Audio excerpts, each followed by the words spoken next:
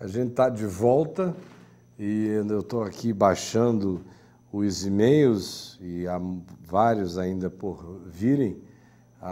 O meu downloading aqui está um pouco lento, mas o Jack, que está aqui ao meu lado, já tem algumas perguntas que entraram ali no laptop do Edivaldo para a gente iniciar.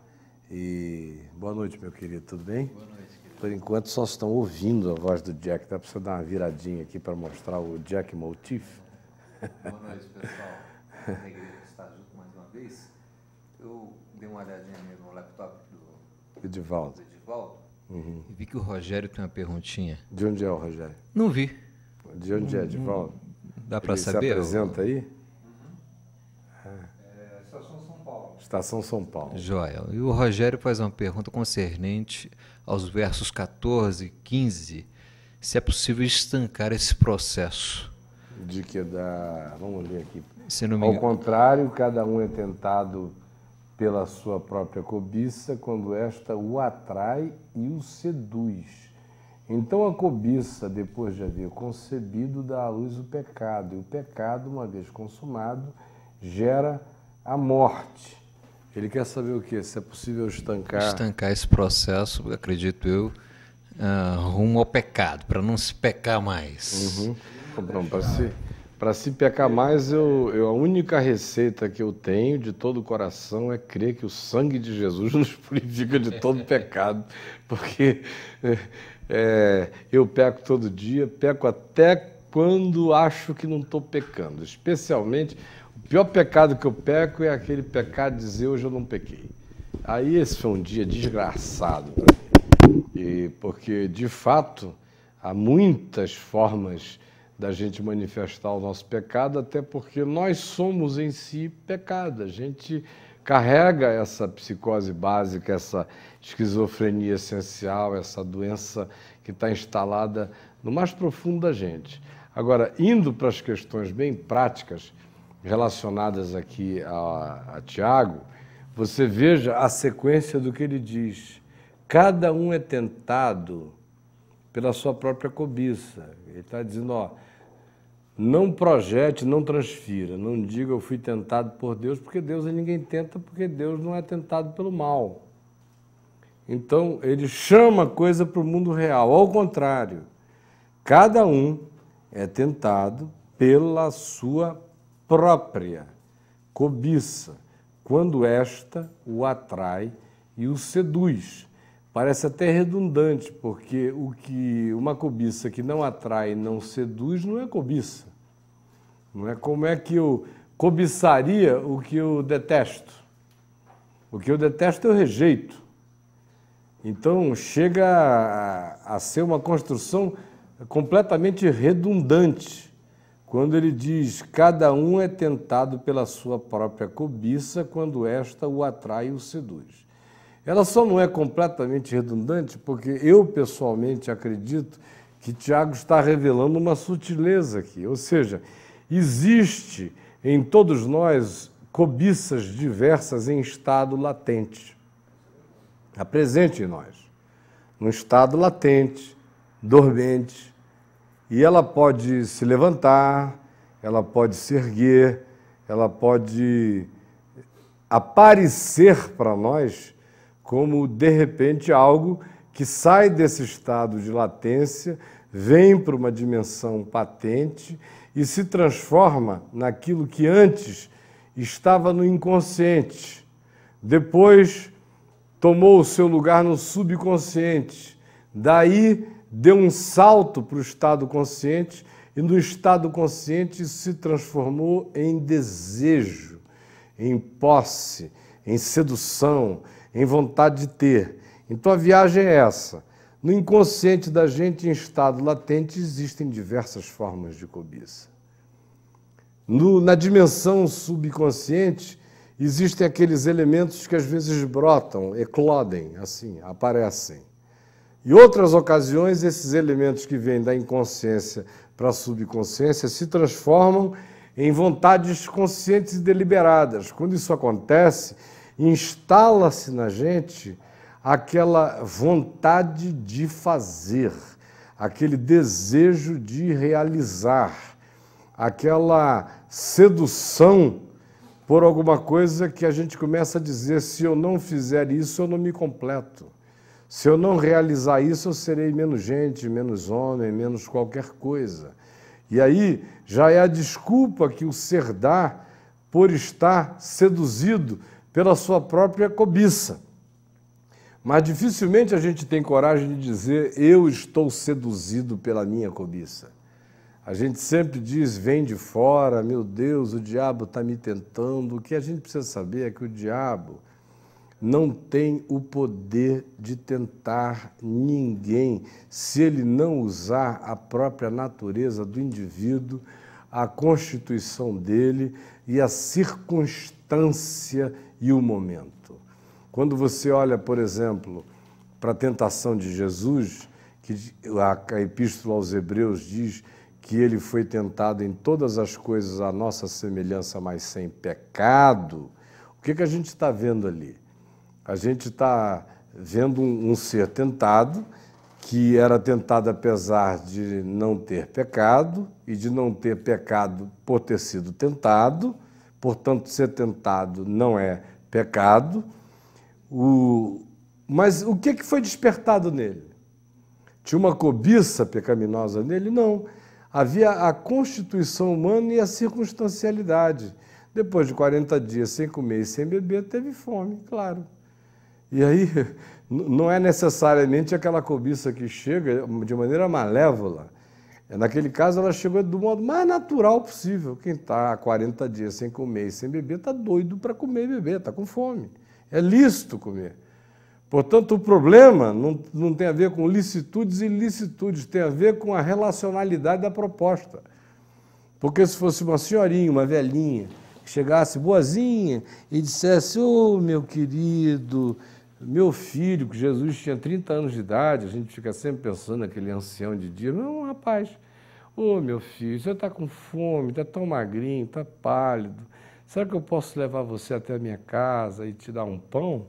Legal. O problema é que quem chegou foi o diabo, dizendo: por que o senhor não transforma essas pedras em pães? Não comete essa arbitrariedade contra a natureza essencial das coisas. Então, o problema não era comer, era a proposta, era o meio pelo qual se atingiria o fim. O problema não era que o mundo inteiro dissesse: tu és o Filho de Deus. O problema era a sugestão de queimar as etapas inteiras do tempo da verdade e da relacionalidade humana, criando um espetáculo, um show de pulo do pináculo do templo. Então o problema não estava na finalidade, porque a finalidade é que o mundo inteiro diga que Jesus Cristo é o Senhor e o Filho de Deus. Agora, o meio, a mídia, é que era o problema. A mesma coisa, os reinos deste mundo são do Senhor nosso Deus, diz o Apocalipse. Agora os reinos deste mundo são.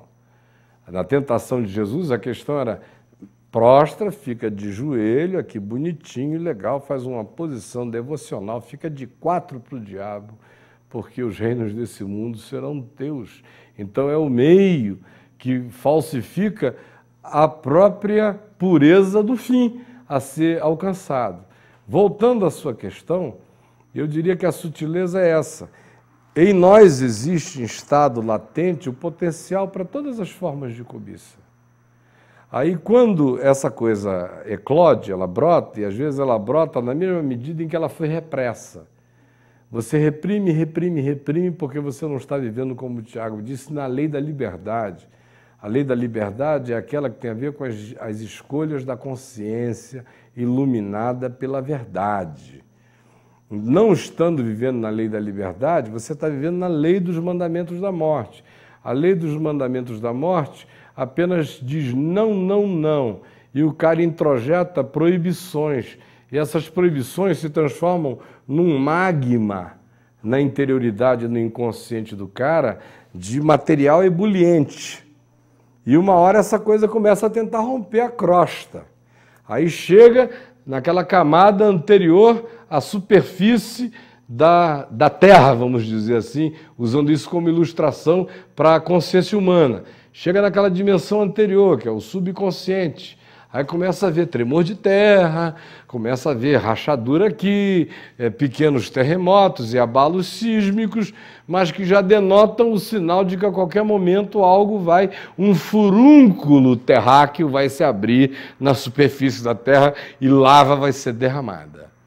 Então, no estado de latência, a gente tem, todos nós temos, seja por causa da nossa própria Constituição, ou seja por causa das repressões que a gente faz em função da lei da morte, que diz não, não, não, e não liberta o indivíduo pela consciência para dizer isso não me faz bem, e apenas o põe no caminho que diz, não, infelizmente eu não posso fazer isso.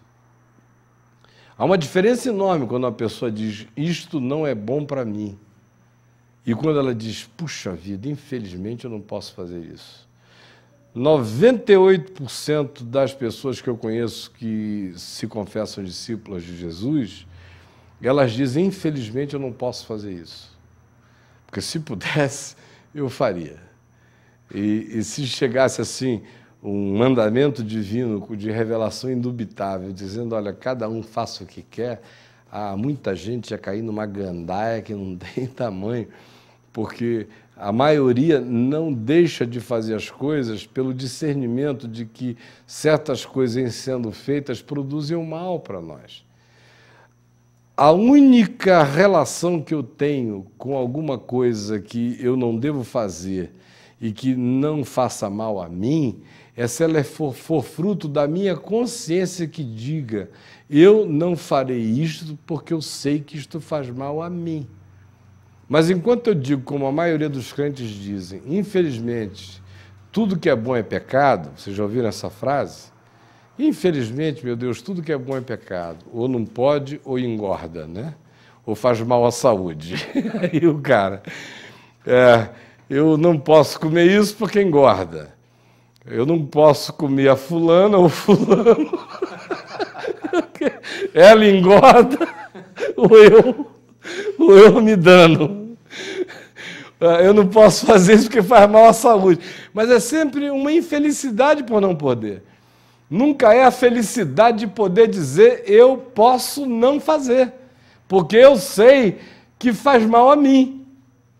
Então, quando a confissão não é a da consciência, o que se gera é a introjeção de um material psíquico que vai virar uma lava, que vai explodir uma hora, ou vira uma sombra monstruosa dentro da gente, que quando aparece é assustadora. Vem para o nível da subconsciência, um dia explode no consciente, mas o estado de latência está lá dentro. O que o Tiago está dizendo é para não deixar essa coisa se transformar num processo consciente deliberado, onde você começa a dialogar com os elementos interiores, dando razão a eles no que diz respeito à existência deles em nós. Quando você começa a dar razão à sua cobiça, e aquela razão é do tipo, infelizmente eu não posso fazer, puxa vida, por que Deus foi inventar esse mandamento? Ou, quando a vida do cara é regulada por mandamentos exteriores, ele só está alimentando a cobiça dele. Ele está dando filé e picanha e cupim para a cobiça dele todo dia, dizendo, não posso. Ai, meu Deus, que pena que eu não posso. Ai, Jesus, quando eu vou poder? Ai, meu Deus, quem me dera poder. Quando ele entra nesse processo, ele está alimentando esse bicho. Ele iniciou um processo de relacionalidade lamentosa com a proibição. E aí, contrariamente ao que ele deseja, ele está alimentando um processo que vai explodir de modo poderoso do lado de fora. Porque ele já está seduzido pela sua própria cobiça, ele está dizendo sim a ela, enquanto do lado de fora ele diz que pena que eu não possa dizer sim para fora também a ela. Aí quando essa coisa se instala, na linguagem de Tiago, o ser fica grávido desse mal. A cobiça concebe, ele usa a palavra concepção. O feto da maldade ou da coisa ruim já está no útero do ser. E é só um processo de agora deixá-lo crescer, porque ele vai nascer e vai dar a luz ao pecado.